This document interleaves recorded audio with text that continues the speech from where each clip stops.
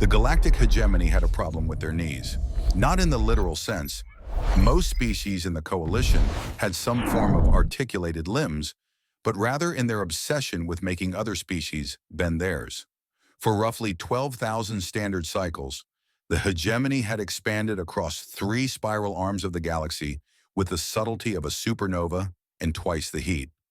Comprised of 7 founding species who had, through a combination of technological prowess and spectacular timing, managed to achieve interstellar travel within decades of each other, they'd established what they modestly called the natural order of the cosmos.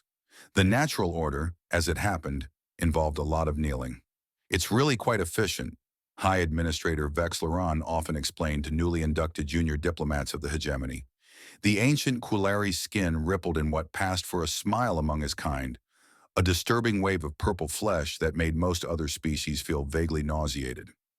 Why waste resources on prolonged conflicts when psychological dominance achieves the same result? The hegemony's approach to first contact followed a time-tested formula: arrive with overwhelming force, demand immediate submission through their ceremonial kneeling ritual, and graciously accept the new species into the protective embrace of the hegemony.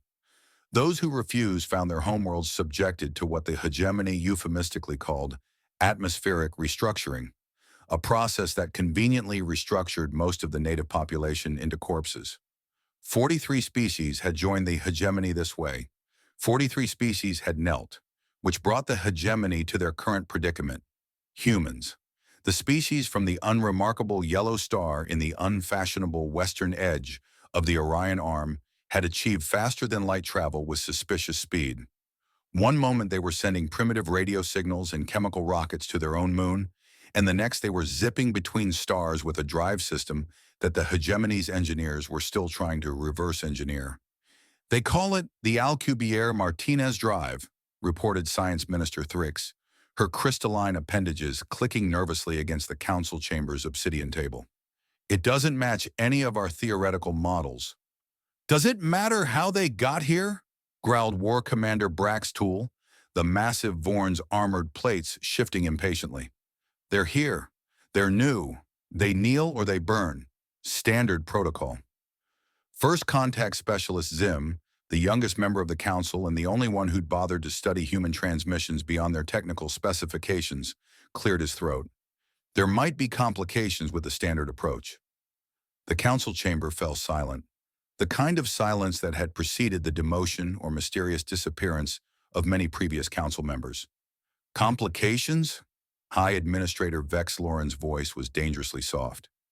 "Their cultural transmissions suggest resistance to hierarchical displays," Zim continued, mandibles twitching nervously, "and their physiology is unusual." "All the more reason to establish dominance immediately," Brax Tool interrupted. "The first contact vessel is already en route to their delegation. The subjugation ceremony is scheduled for tomorrow." Zim wanted to argue further, but recognized the familiar signs of a council that had already made up its collective mind.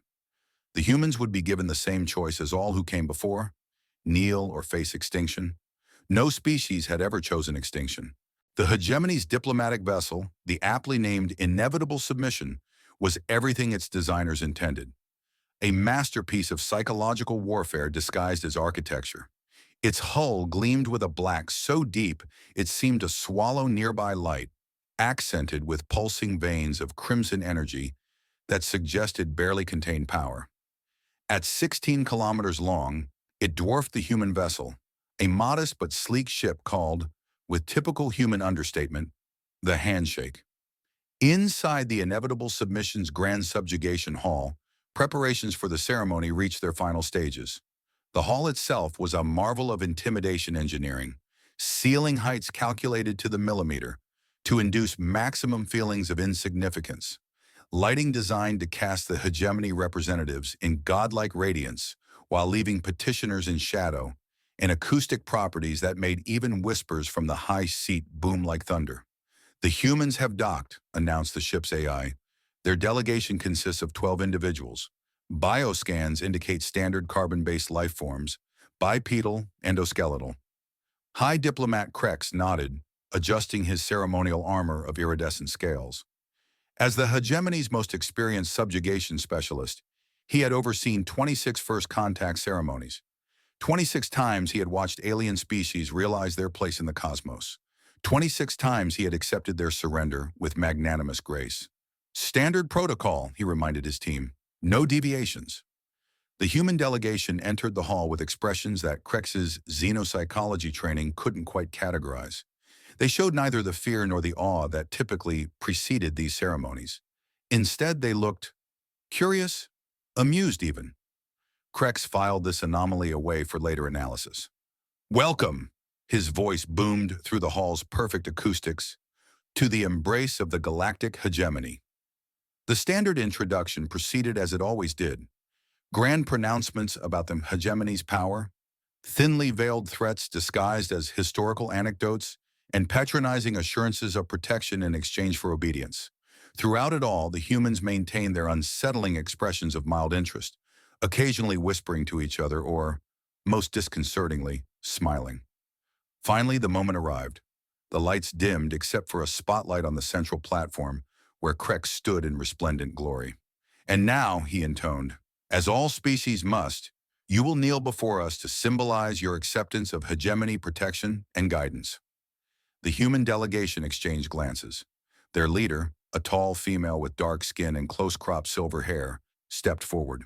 Ambassador Krex, she said, her translator rendering her words with perfect clarity, I am Director Amara Okafor of the United Earth Diplomatic Corps.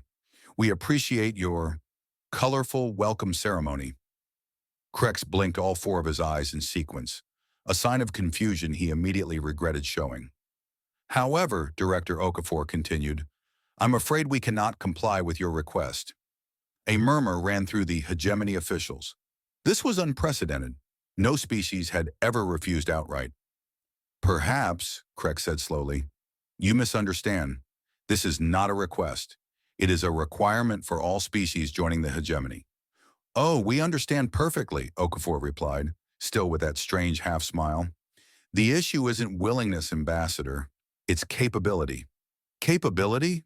Krex's confusion deepened. You have legs. You have joints. You can kneel. A shorter human with facial hair stepped forward. Dr. Nikolai Volkov, xenobiologist, he introduced himself. Actually, Ambassador, that's where you're incorrect. Humans physically cannot perform the kneeling posture you're demonstrating. Krex stared at the humans, all standing there on their two legs that clearly bent in the middle. Explain, he demanded, a note of uncertainty creeping into his voice for the first time in his diplomatic career. We'd be happy to, Director Okafor said, but perhaps we should move this conversation to a setting more conducive to mutual understanding rather than theatrical intimidation?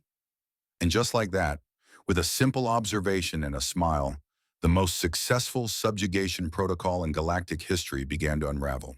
The hegemony's emergency council session that followed could only be described as chaotic, a word that hadn't been associated with hegemony governance since the Great Schism of the Ninth Cycle. Impossible! War Commander Braxtool slammed his armored appendage against the table, leaving yet another dent in the supposedly indestructible material. All bipedal species can kneel. It's basic biomechanics.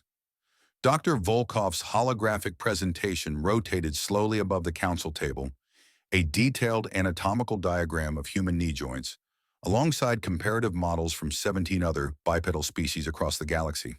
As you can see, the human xenobiologist explained with the patience of someone accustomed to teaching complex concepts to resistant students, the human knee joint is structurally unique.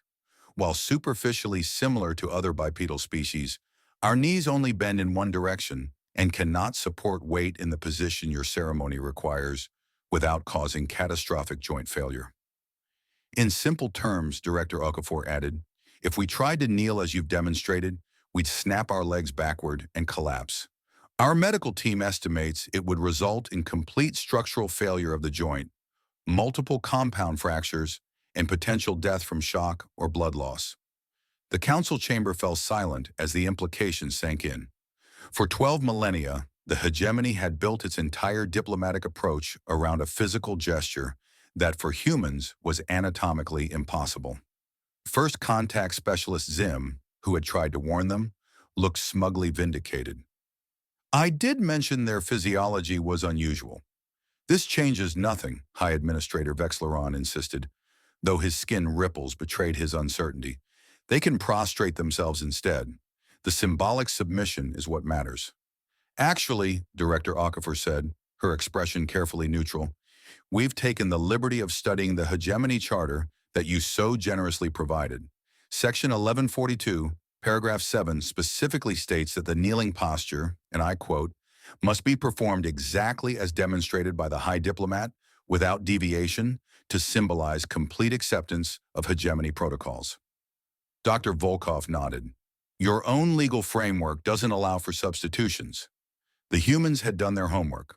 Worse, they'd found the one thing the hegemony respected above even its own power, its bureaucracy. News of the diplomatic impasse spread through subspace channels faster than authorized. Within days, representatives from subjugated species began making discreet inquiries about human knee structure. Medical databases across the hegemony were suddenly experiencing unprecedented search volumes for bipedal joint limitations and alternative submission postures. Most concerning to the High Council was the report from Intelligence Minister Plex. 3 previously compliant species had filed formal petitions claiming their own physiological inability to kneel properly, citing newly discovered medical conditions with suspiciously long, Latin-sounding names. They're lying, obviously, Plex reported. The Graxians have been kneeling at ceremonies for over 2,000 cycles. Now suddenly they claim to have retroactive patellar noncompliance syndrome? Can we prove they're lying? Asked Science Minister Thrix. That's the problem, Plex admitted. Our subjugation protocols never included detailed anatomical verification. We just assumed everyone could kneel. Meanwhile, the humans had transformed from potential subjects to honored guests. Their diplomatic vessel now docked at the hegemony capital itself, where they were engaged in what they called good faith negotiations for mutual cooperation. The final blow to the old order came when footage leaked of High Administrator Vexleron attempting to kneel in the human manner during a private meeting and promptly collapsing into an undignified heap of writhing purple flesh while human medical staff rushed to assist. As it turned out, the Kolari couldn't properly kneel either. 5 years after the infamous knee incident, as it was now commonly called throughout the galaxy, the hegemony as it had existed for 12 millennia was unrecognizable. The Galactic Cooperative, its new, carefully focused group name, had undergone what human consultants termed a comprehensive rebranding. Gone were the intimidation ceremonies and subjugation protocols, replaced by cultural exchange initiatives and interspecies capability assessments. It's remarkable how quickly things change, observed Zim, now promoted to Chief of Xenocultural Relations, as he shared a meal with Director Okafor in the newly redesigned council atrium. The once oppressive space now featured adjustable gravity zones, temperature microclimates, and seating options for over 200 different physiologies. Not that quickly, Okafor replied. Your species had 12,000 years of doing things one way. 5 years of adjustment is actually impressive progress. The humans had leveraged their unique position with surgical precision. Rather than demanding concessions or seeking revenge for the attempted subjugation, they had offered partnership with conditions. Those conditions included comprehensive physiological studies of all member species, constitutional reforms ensuring biological differences could not be used as grounds for discrimination, and the establishment of the Galactic Anatomical Database.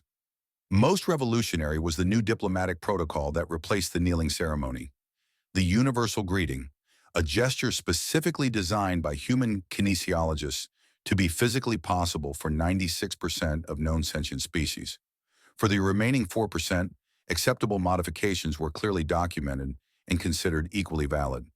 I still don't understand why you didn't use your advantage to take control. Vexleron, now serving as historical records keeper, once admitted to Okafor, you could have replaced us as the dominant force. That would have just been the same system with different management, she'd replied. We weren't interested in kneeling or making others kneel. We wanted to stand together. Perhaps most surprising was how the former war commander, Brax Tool, had become the most enthusiastic advocate for the new system. The massive Vorn now led the Cooperative's Physiological Diversity Commission. Fighting against biology is stupid, he frequently declared at interstellar conferences. I spent 10,000 cycles trying to force everyone into the same posture when we don't even have the same number of limbs. What kind of tactical intelligence is that? The final irony came on the 5th anniversary of First Contact when the cooperative unveiled its new ceremonial greeting. The gesture, a simple open-handed position with palms or equivalent appendages facing outward, had been adapted from a human motion signifying peace and openness. Across thousands of worlds, trillions of beings of all shapes and configurations performed the gesture in unison during the broadcast ceremony. The official name in cooperative standard language was the posture of mutual respect. But humans, with their incurable tendency toward historical irony, had another name for it. In their diplomatic cables and private conversations, they called it the stand. Because as it turned out, the one thing the galaxy needed wasn't more beings on their knees, it was everyone finding a way to stand together. And somewhere in the vast bureaucratic archives of the former hegemony, a dusty protocol manual still contained the line that had changed galactic history. All species seeking admission must kneel. Next to it, added by some anonymous human with access to the archives and an irrepressible sense of humor, was a handwritten note. Well, that didn't work out as planned, did it?